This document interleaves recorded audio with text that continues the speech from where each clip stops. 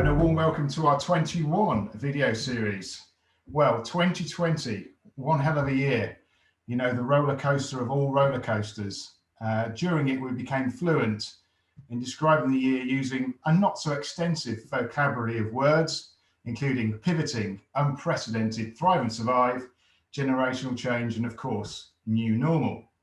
But let's hopefully draw a line under that and look forward with optimism, you know, and pray that the green shoots really do morph into a full-blown recovery as we move through Q1. So let's reset that conversation from new normal into return to normal.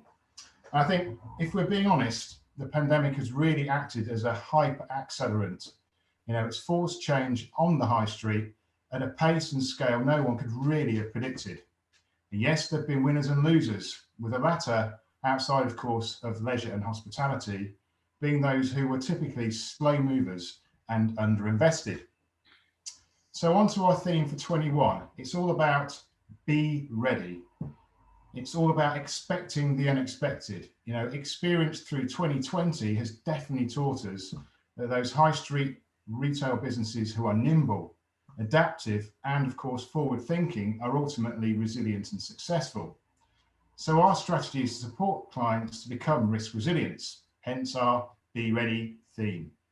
And the focus of our 21 video series is to explore external views on how to be ready and achieve that goal of being successful in a hyper-dynamic market. I'm really delighted today to welcome Richard Hyman, an esteemed world-leading expert in the retail industry, having provided top-level analytics, insights, and thought leadership on retail intelligence for more than 35 years. And Richard, you've got the either enviable or unenviable, depending on which way you see it, task today of providing your perspectives on what 21 will bring for the retail and consumer sectors. So Richard, let's begin to explore some of your thoughts. And looking into 21 through your lens, you know, do you forecast any dynamic changes to consumer needs? One of the key lessons, I think, of 2020 is how difficult it is to look forward.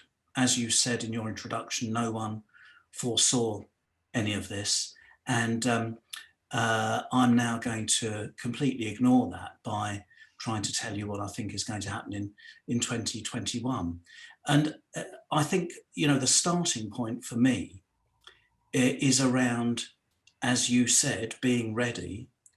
And I think what we've learned this year is that being ready is really going to mean that more than ever before, you're going to have to be focused on not only your own business, but what's happening in the businesses of the retailers that you share your customers with. Retail is an incredibly fragmented, intensely competitive business where everyone's customers frequently shop your competitors, and what your competitors do is going to be influencing and managing their expectations of what you do. It's a very dynamic industry. So I think that in a market that's contracted seriously, it's materially smaller in 2020 than it's been for some years. It goes without saying that competition has intensified. And, you know, my starting point is that this is not going to wash through early in 2021. In fact, I think it would be naive to think that it would wash through in the whole of the calendar year. We're talking about massive structural change, which is being forced on the market. And the fallout from all of that is going to be massive, and it's going to take time to percolate through. Okay, that's really, really insightful. And I'm just wondering, you know, you've mentioned about businesses being sort of nimble and agile, and we recognise there's obviously a broad spectrum of businesses. You know, I guess 8 to 20, I guess, are less agile, and the 20 being, you know, the agile group. But what do you see really? How do you think what are the big unfulfilled opportunities that are still out there in retail and the high street? Well, I think the unfulfilled opportunities are to do with really harnessing technology. I think that all too often technology in retailing is assumed to be online, and actually online is just the front window. There's loads of technology percolating all the way backwards up the retail structure. Mm. So, you know, I think that one of the things that I'm actually very excited about, because I think it's a massive opportunity, is around inventory. By far the biggest cost a retail business has is inventory. And retail has historically managed its inventory in a relatively imprecise Heath Robinson kind of way. Retail was an early adopter of technology, historically has generated loads and loads of data. You know, the guy who said that data is power was talking rubbish, in my opinion. Data is just a large amount of numbers. It's actually turning that data into actionable intelligence. That's potentially power. And most retailers don't really have the capability to do that. It's a separate skill that they need to buy in. In fact, one of the reasons that I'm very excited is that for me, earlier this year, I actually joined a company, a consultancy that does exactly that. And the reason I joined them was because, in my view, that is the huge opportunity. It's not an easy opportunity for retailers to grasp because it costs money. What's tended to happen is that retail was a very early adopter of technology. And over a period of several generations, it's been an iterative process, so that in 2020, most retailers have got loads of different systems to manage various bits of their business. There'll be the HR bit, there'll be the elements of the inventory bit, there'll be the finance bit, there'll be all these various moving parts, and none of them really talk to each other. And they're not really integrated in any meaningful way. That is a huge opportunity. So my one of the things that I say to our clients and potential clients is that retailers need to be managing their inventory as carefully as they manage their cash, because the two aren't that different. If you don't manage your inventory carefully enough, you have less cash or maybe no cash. And so, for example, the sort of starting point in inventory is the amount of it. There's this, you know, a legacy of the retail industry having largely grown by opening more and more floor space. So more and more shops and bigger shops. And a natural consequence of that has been to widen your product offer. The thinking being, you know, the incremental costs of all of that must be pretty small, and you know, the more people will come into the shop because it's a bigger shop, and they'll buy more stuff, and the costs will be proportionately lower, and the difference will fall to the bottom as profit. Wonderful.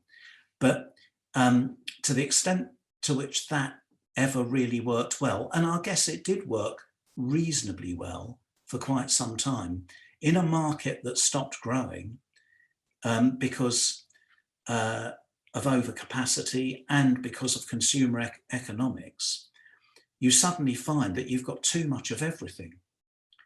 You've got too many stores, the stores are too big, and you've got not just too much stock, but you've actually got too many options. you've forgotten what the word choice really means as defined by your core customers. So I think this is a huge opportunity, and this is an area where trading economics can potentially be transformed. It can't be done waving a magic wand, and it can't be done cheaply, but it can be done, and the investment relative to the rewards, the benefits, the investments are relatively modest. But getting back to where we were a bit earlier, you know, we're going into 2021 with most retailers firmly on the back foot. The idea of making your costs bigger is really, really difficult. Most people are looking to cut costs. So it's not going to be easy. Yeah, and I totally get that. And going back to that theme about kind of digitization and you know, automatically thinking about retail as online, you know, and the investments that need to be made, it's the back end investments and the integration of the ERP systems that, you know, is your forecast is the big opportunity. And looking from our world in a world of risk, I think it's often been, people think of retail and data breach as being the big sort of cyber risk. But, you know, going forwards, my countenance has always been, and advice has always been, there's a huge aggregation of risk from a digital perspective sitting in the back of the business. And it sounds as though your forecast is that, you know, businesses really do need to invest further in that back office, integrate the back office. But by doing that, they're also increasing and aggregating your back end sort of digital risk.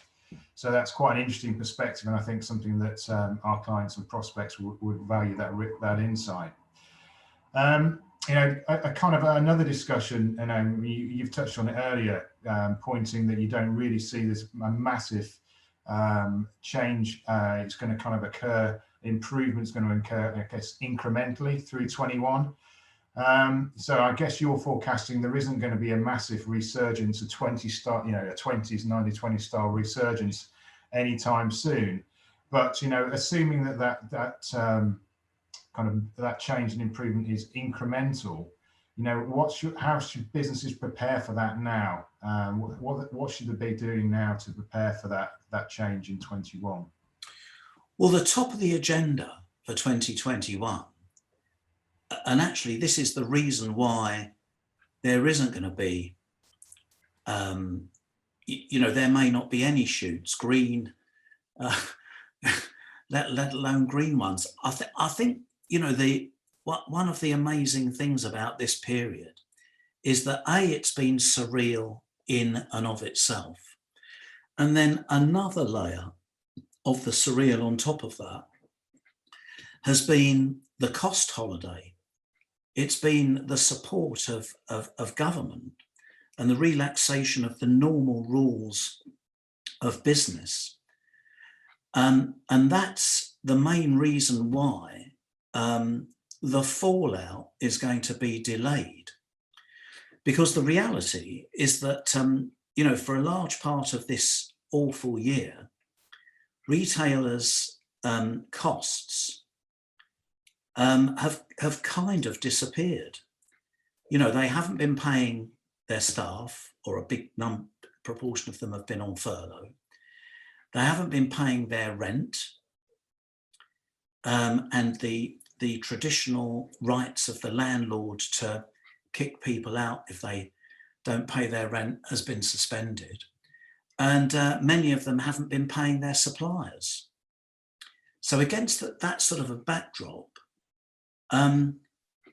rather perversely, some retailers are actually better off, even though it's an entirely artificial better off. And actually, for pretty much the same reason, the same could be said for consumers. So consumers have actually built up relatively healthy balance sheets. They haven't been going on holiday. They haven't been paying to travel to work. They haven't been going out to restaurants and to the pub.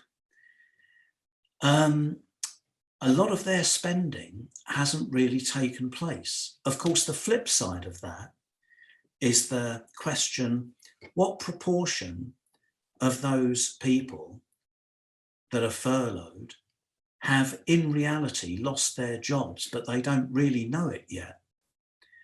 So we're in this sort of doubly surreal period, which makes it even more difficult than it's ever been before to forecast what's going to happen. But I mean, my view is that you can't continue to print money ad infinitum, or we'd have been doing it for donkey's years. You know, I think that at some stage, the cost holiday will end. At some stage, we might know whether we've got a Brexit deal or not. And at some stage, we will be moving forward with or without the Brexit deal. And one would imagine that the financial markets around the world will adopt a view of our economy on that basis. You know, a big question for me, and it should be for retail, is what's going to happen to our exchange rate? Because one of the things that I've found quite extraordinary, really, is how our exchange rate has held up. And this is absolutely fundamental for retail businesses, because most of what we consume, even in food, most of what we consume is imported, and most of it is paid for in dollars. So that exchange rate is a very material headwind, although I think what happens in the domestic economy is obviously much more fundamental, and that's the bigger headline. So yeah, I mean, it's as you say, I think it really does support that argument of being ready and expecting the unexpected, because it's so predictable. And yeah, I hadn't thought about that. Kind of, we're in that kind of almost like an interregnum at the moment, I guess, before the market really does pivot or shift to kind of reach a landing, because you say it's being cushioned and insulated through various different mechanisms. So, you know, I guess the acid test will be predicting when that really does start to feed through into the market. And I guess moving on to kind of, we touched on the future of the kind of the high street, and a word that's often used, omni-channel. You know, how do you view the future of the high street? You know, what do you think, you know, the high street needs to do and retailers need to do to be successful and regenerate that footfall when hopefully the world starts to open up again? Well, I think I described earlier about how retail had grown by building more stores, bigger stores, and you know, those stores were able and did sell expanded product offers. Now, the flip side of that is the consumer. So retailing has over many, many years become increasingly concentrated into a smaller number of bigger stores. And you know, the broad economic model worked by a smaller number of bigger stores that attracted larger numbers of people. And what's tended to happen is that in order to square that circle, if you like, retailers have sought progressively to attract a wider market of consumers around their core consumer. And what that has tended to produce is a situation where, in the pursuit of those peripheral customers, most retailers, I would say, have sacrificed their engagement with their core customer. So I think my view of 2021 and beyond, because this is going to be this, it would absolutely be right to describe it as this restructuring of UK retailing. And I hasten to add, when I use the word restructuring, I'm not using it in the way that it's been traditionally used by accountants and by the markets, which is a word to do with making the cost line smaller. I'm talking about proper restructuring the entire business model. And restructuring, which is going to take a number of years and is going to see a number of casualties. The successful retailers are going to be editing. They're going to be editing their stores. They're going to be editing their footprint, which generally needs to be smaller. They're going to be editing their target customers. To be a successful retailer, you have to be defined by your customers. In fact, in my opinion, all retailers are defined by their customers. Whether they know it or not, they are. The customer is the only meaningful player in the game. They will decide whether you're relevant, whether your prices are right, whether your service is acceptable, etc., etc. And I think there's a lot of, to coin a phrase, going back to basics. You've got to get back to having your core customer determine everything you do, what you sell, where you sell it, how you sell it, the price at which you sell it, and the level of customer service that you add on to that or don't, as the case may be. And I think that the people who are able to execute that retrenchment are going to be the people that are successful. The wonderful thing about retailing, I mentioned earlier about how fragmented it is that there are quite a number of retailers out there who are already doing that, and they're the winners. Anyone that wants to join that sort of minority of winners, if you like, is going to, one way or the other, is going to have to do what I've just described, in my view. Yeah, and that's, I love that phrase, back to basics. And I get and I fully understand the need for businesses to change. I think we opened up some of the discussion talking about, pivoting and, businesses needing to be flexible and nimble. It's very clear, your opinion and your direction is very clear that, if you invest and change, you've got a great opportunity. If you don't, then it goes back to some of those previous phrases of stagnation and potentially kind of dying. So that's very interesting. And I think our support that we can bring as an organization needs to really look at those new risks that are created by the change, because every time business changes, by definition, it's changing its risk profile. So our role in life is to support and navigate and advise clients as they work through those challenges. But it's very clear, change is needed. And a kind of a final question, Richard, if I may, getting really dusting the crystal ball out here, do you see, what do you think is what would you consider an emerging risk for 21 that potentially people haven't thought about yet? Retailing is a massive business in the UK. It's worth nearly £400 billion. So the idea that people are going to stop making money in retailing is preposterous.